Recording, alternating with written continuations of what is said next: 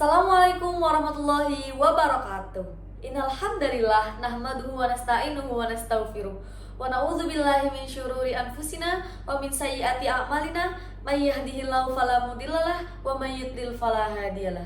Asyhadu an la ilaha illallah wahdahu la syarikalah wa anna Muhammadan abduhu wa rasuluh amma ba'du. Perkenalkan, nama saya Ahda Sabila Wicaksono dengan NIM 202204100025. Pada kesempatan kali ini, saya akan mempresentasikan dan menjelaskan bab tentang komunikasi organisasi.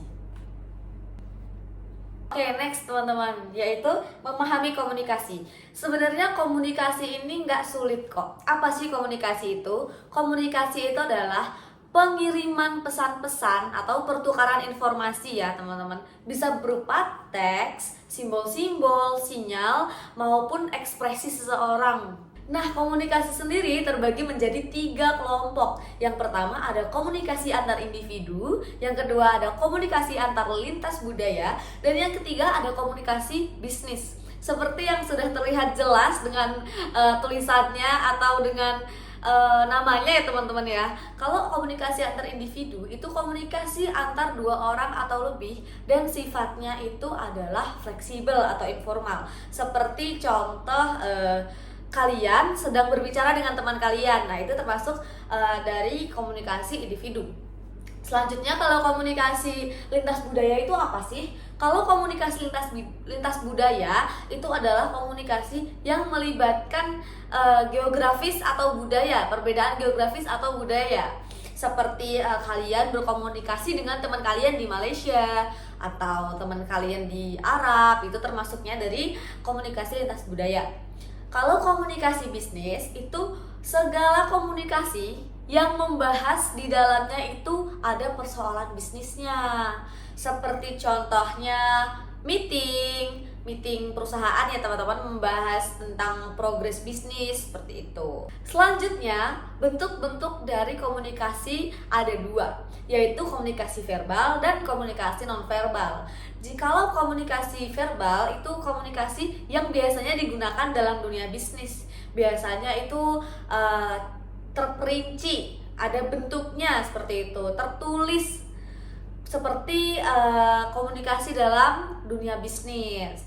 Kalau komunikasi nonverbal itu sifatnya itu mengambang, kayak samar gitu. Contohnya kayak memakai simbol, mimik wajah. Misalkan saya berekspresi seperti ini, berarti saya sedang marah. Kalau saya tersenyum seperti ini, itu berarti secara tidak langsung menggambarkan saya sedang bahagia. Selanjutnya adalah proses komunikasi. Selanjutnya adalah proses komunikasi. Proses komunikasi sendiri ada 6 tahap teman-teman. Yang tahap pertama adalah pengirim mempunyai gagasan. Setelah pengirim mempunyai gagasan, yang kedua, pengirim mengubah ide menjadi pesan. Jadi setelah dia mempunyai gagasan, dia langsung mengubah gagasan ide itu, dia langsung tulis menjadi pesan. Nah, yang ketiga, pengirim mengirimkan pesan. Setelah dia tulis pesannya, langsung dia kirimkan pesannya. Yang keempat, penerima menerima pesan. Nah, penerima ini menerima pesan dari si pengirim. Tahap kelima, penerima menafsirkan pemahaman dari pesan tersebut. Terus yang keenam, penerima memberi tanggapan dan umpan balik. Jadi seperti itu dilakukan secara berulang ya teman-teman. Aku lupa jelasin tentang apa itu komunikan dan komunikator. Jadi kalau tadi yang mengirimkan pesan itu namanya adalah komunikator, dan yang menerima pesan itu adalah namanya komunikan. Seperti saat ini, saya di sini berlaku sebagai komunikator, dan kalian yang melihat video ini adalah sebagai komunikan. Next adalah kesalahpahaman dalam penafsiran pesan. Biasanya ada 4 kesalahpahaman dalam penafsiran pesan. Yang pertama, keraguan isi pesan. Yang kedua, asing dengan situasi yang ada. Yang ketiga, bertentangan emosi. Yang keempat, sulit mengekspresikan ide atau gagasan. Jadi sebenarnya komunikasi dalam bentuk pesan itu menurut saya lebih kurang efektif daripada komunikasi secara langsung seperti ini. Karena apa? Karena dan di dalam pesan itu kan tidak bisa bicara. Jadi kadang si penerima pesan itu salah dalam menafsirkan apa yang kita berikan, apa yang kita tulis pesankan, seperti itu teman-teman. Selanjutnya adalah masalah-masalah yang terjadi dalam penyampaian pesan. Nah ini teman-teman, masalah yang terjadi ini bisa mengakibatkan pesan yang kita sampaikan kurang diterima dengan baik atau kurang ditafsirkan dengan baik. Biasanya masalah-masalah ini seperti suara sound system yang kurang baik atau lampu yang tiba-tiba padam. Selanjutnya adalah kebalikannya dalam penyampaian pesan, yaitu penerimaan pesan. Biasanya masalah-masalah yang sering terjadi atas penerimaan pesan itu yang pertama, persaingan antara penglihatan dan suara. Jadi pesan yang disampaikan ini kurang tersampaikan kepada kita karena antara penglihatan dan pendengaran itu remang-remang. Yang kedua ada kursi yang tidak nyaman, lampu yang kurang terang, kondisi lain yang mengganggu konsentrasi audiens. Seperti misalnya kita lagi ada di forum, terus tiba-tiba yang lain pada rame sendiri. Jadi kita sebagai audiens yang baik, yang mendengarkan komunikator, jadi kurang bisa memahami apa isi pesan dari yang disampaikan si komunikator tersebut. Selanjutnya adalah masalah dalam menafsirkan pesan. Biasanya yang sering saya jumpai ini ada kaitannya dengan komunikasi lintas budaya. Contohnya, saya dengan kawan saya yang Malaysia menafsirkan kata seronok. Nah, itu seronok itu berbeda-beda. Kalau di kita seronok itu kan kurang sopan ya teman-teman.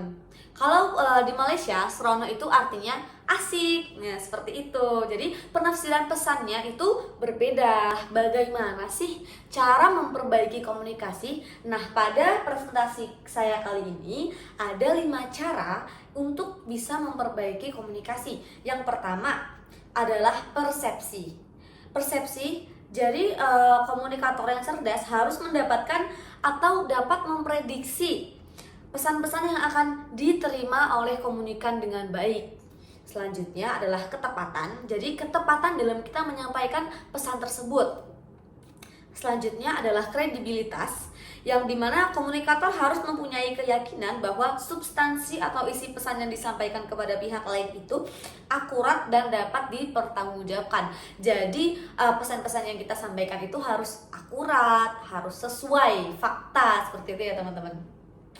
Selanjutnya adalah pengendalian. Bentuk dorongan atau rangsangan komunikator kepada komunikan dan reaksi emosional. Jadi kita juga harus menggunakan rasa kalau menyampaikan pesan, seperti misalkan kita menyampaikan pesan orasi, jadi kita harus memakai emosi seperti itu ya. Kita menyampaikan kabar duka, jangan malah kita menyampaikan kabar duka ekspresi kita senang, seperti itu. Jadi si komunikan yang menerima pesan juga kurang bisa untuk menafsirkan pesan yang kita sampaikan.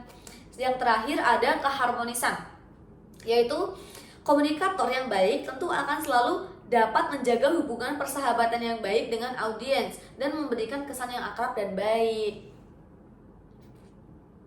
Next ada mengatasi hambatan komunikasi.